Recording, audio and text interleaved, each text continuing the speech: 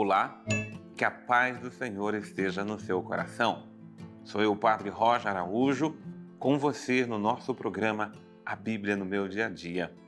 É uma bênção, meus irmãos, a palavra de Deus ser a nossa melhor companhia de cada dia.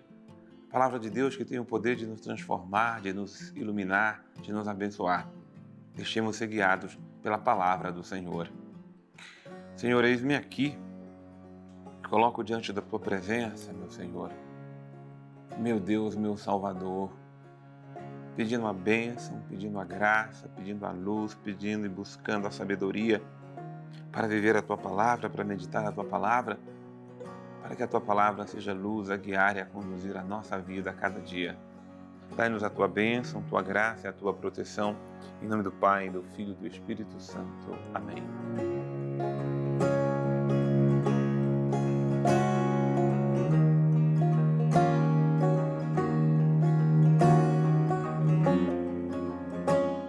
Vamos meditar a palavra de Deus. A palavra de Deus é vida para a nossa vida.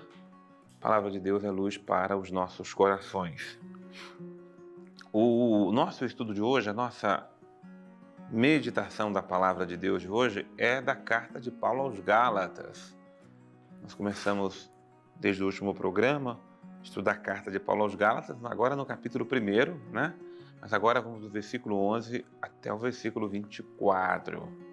Gálatas 1, versículos de 11 a 24. E assim nos diz a palavra: irmãos, asseguro-vos que o evangelho pregado por mim não é conforme critérios humanos, pois não recebi nem aprendi de uma instância humana, mas por revelação de Jesus Cristo. O que é o evangelho autêntico? Aquilo que o versículo 11 nos afirma é justamente isso. Não é o evangelho de acordo com critérios humanos. O evangelho que nós recebemos de Cristo Jesus, nosso Senhor e nosso Salvador. Por isso, é esse evangelho que nós devemos proclamar. É esse evangelho que nós devemos anunciar. É esse evangelho que deve estar na boca e no coração de cada um de nós. Porque esse evangelho não vem de uma instância humana, não. Ele é o evangelho de Jesus. Certamente ouvistes falar como foi outrora a minha conduta no judaísmo, com que excessos eu perseguia e devastava a igreja de Deus. Uma coisa importante, aquilo que Paulo afirma para nós no versículo 13, logo nos inícios dos Atos dos Apóstolos, no apedrejamento de Estevão, ali estava Saulo. Saulo, um daqueles que mais perseguiram a igreja nascente, mas ele foi conquistado por Cristo Jesus. Mas enquanto estava no judaísmo, agiu com excesso de rigor, perseguindo e devastando a igreja de Deus, da qual ele mesmo reconheceu o quão ele foi perseguidor. Como progredia no judaísmo, mais do que muitos judeus da minha idade, mostrando-me extremamente zeloso das tradições paternas. Então, confessando que tinha zelo por as tradições que receberam, que ele recebeu, na verdade, o quanto ele crescia no judaísmo. E aqui eu quero chamar a atenção o judaísmo como religião primitiva, né? A nossa fé cristã veio de raiz judaico-cristã, veio do judaísmo. Nossos pais na fé, Abraão, Isaac, Jacó, Moisés, né? Então, eles são nossos pais na fé. Mas Paulo crescia no conhecimento do judaísmo, mas não crescia na graça. Muito cuidado para a gente não correr o risco de acontecer assim conosco também. A gente crescer, achar que conhece mais, que sabe mais, e de repente ser envolvido por excesso de rigores na conduta, na forma de lidar com o outro, e não deixar que Cristo nos conduza por meio do Evangelho. Não basta progredir no conhecer, nos conhecimentos, inclusive, da lei, da Sagrada Escritura, dos mandamentos, da doutrina da igreja, se não crescermos na graça. Quando, porém, aquele que me separou desde o ventre materno e me chamou por sua graça agradou revelar-me o seu Filho, para que eu anunciasse aos gentios, eu não consultei nem carne nem sangue. Então Paulo se tornou apóstolo dos gentios, dos pagãos, dos outros povos que não conheciam o Evangelho, e a eles Paulo se dirigiu, e não foi de acordo com a carne nem sangue, mas o próprio Filho de Deus, o próprio Jesus o revelou. Eu não subi a Jerusalém para ver quem eram os apóstolos antes de mim.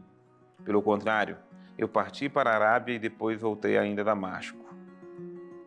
Depois, 3 anos mais tarde, fui a Jerusalém para conhecer Cefas e fiquei com ele 15 dias. Que coisa maravilhosa, né?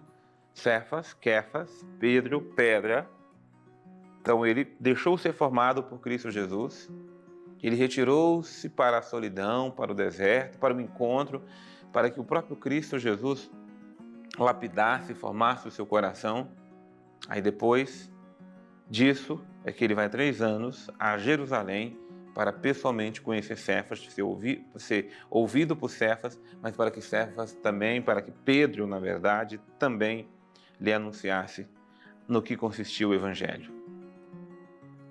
Eu não me encontrei com nenhum outro apóstolo, a não ser com Tiago, o irmão do Senhor. Escrevendo essas coisas, afirmo diante de Deus que não estou mentindo. Depois fui para as regiões da Síria e da Cilícia. Ainda não era pessoalmente conhecido das igrejas da Judéia que são em Cristo. Apenas tinha ouvido dizer que aquele que antes nos perseguia está agora pregando a fé que antes ele procurava destruir. E glorificavam a Deus por minha causa. Então essa afirmação que Paulo aqui faz, aquele que antes perseguia, agora está pregando a fé que ele antes procurava destruir, nos mostra o que é um coração convertido, como o coração de Paulo se converteu para o Evangelho. Então ele de perseguidor vai passar a ser um perseguido. Como alguém que procurasse destruir a fé em Cristo Jesus, agora ele vai procurar resgatar muitos para a fé, porque ele foi o primeiro resgatado nesse contexto aqui. Ele foi resgatado pela fé, ele foi resgatado por Cristo Jesus, e é por isso que ele vai proclamar com todo ardor, com toda audácia, com toda parresia a palavra que nos salva, anunciar o Evangelho. Então, ele agora vai pregar o que antes ele perseguia. E por fim, o versículo 24, e glorificavam a Deus por minha causa. Veja, quem é glorificado aqui é Deus, não é Paulo. Mas Deus é glorificado por aquilo que ele realizou na vida de Paulo. Permita eu, permita você, permitamos nós que Deus seja glorificado por aquilo que Deus realiza em nós. Que nenhum culto pare em nossa pessoa, que nenhuma exaltação pare em nós, mas todas elas sejam para a glória do Senhor, seja para o engrandecimento, seja para o reconhecimento de Jesus, nosso único Salvador. Muito bem, vamos trazer conosco aqui o nosso querido Padre Antônio Xavier. Nós estamos dentro de um trecho muito importante da Carta aos Gálatas, que é o testemunho que Paulo dá de si mesmo, né? 2 são as fontes da história de Paulo, uma, Atos dos Apóstolos, e essa daqui, na Carta aos Gálatas, em primeira pessoa, é ele que conta, que narra como foi a sua experiência. E aqui é ele quem diz que o seu evangelho é autêntico. Nós não conseguimos nem sequer entender com toda a profundidade possível aquilo que Paulo aqui afirma. Porque ele diz que aprendeu o seu evangelho diretamente de Jesus, mas ele nunca conviveu diretamente com Jesus. Ah, mas na estrada de Damasco apareceu a ele, esteve ali com ele. Sim, isso é verdade, mas ele diz que ele aprendeu diretamente, mas não conta como foi essa didática, como foi esse processo. A única coisa que é importante olhar num caso assim é de vermos o grau de transformação que a pessoa sofre a partir de um evento que vive, porque é isso que dá realmente autenticidade a essa nova postura, né? Sempre quando alguém está diante de algum evento muito dramático, é natural que aquele evento venha provocar grandes modificações na pessoa. Não quer dizer que elas serão positivas, né? Elas podem ser inclusive para piorar outras coisas. Nós estamos ainda aí nesse tempo propriamente de pandemia e lembrem que no início se dizia que as dificuldades elas solidarizam as pessoas e não é bem assim, né? Gente boa continua sendo boa, gente que precisava melhorar continuou ali melhorando, né? Alguns deram passos, né? Outros regrediram um pouquinho, mas no geral cada um conservou seu próprio status, porque o que mudou não foi a pessoa, o que mudou foi a situação. Agora, quando a situação modifica a pessoa, aí nós vamos ter, como lembra Paulo aqui em relação à sua própria vida, uma mudança no jeito de enxergar. É interessante isso, né? Quando nós pegamos algumas pessoas, às vezes, que até já cometeram atos que não eram muito legais, coisas erradas, até delituosas, e colocamos elas diante daqueles que foram vítimas do que fizeram, muitas das vezes essas pessoas se sensibilizam de verdade. E percebendo então que aquilo que de um lado produzia gosto, mas do outro lado produz um sofrimento tão grande, e vendo que ele nunca desejou provocar aquele sofrimento, mas gostava de sentir aquele gosto, de ter triunfado ali, que ele de verdade precisa ser modificado. Foi essa a experiência de Paulo. Ele que combatia então ali todos os cristãos e colocado diante de Jesus percebeu que a sua posição era totalmente equivocada, porque ele fazia isso por amor a Deus, mas não tinha entendido que Deus ama aqueles que ele estava agredindo também. Por isso, a autenticidade se diz desse jeito, quando os atos, eles correspondem à intenção, mas a intenção também corresponde à verdade dos fatos, que ultrapassa a opinião pessoal. Senhor, eis-me aqui, teu servo, teu servidor, teu seguidor. Dá-me a graça de anunciar com novo ardor, com amor e parresia teu evangelho que nos salva, Jesus.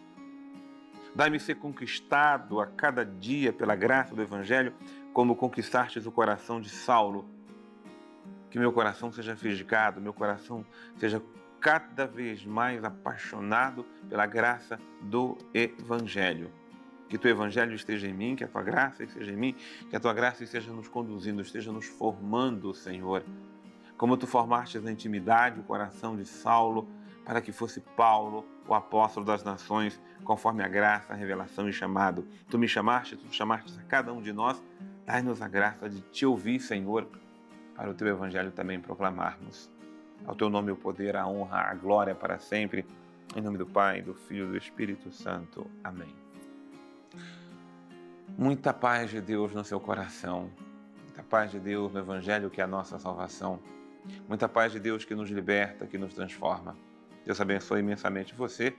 Eu te aguardo no nosso próximo programa, a Bíblia no meu dia a dia.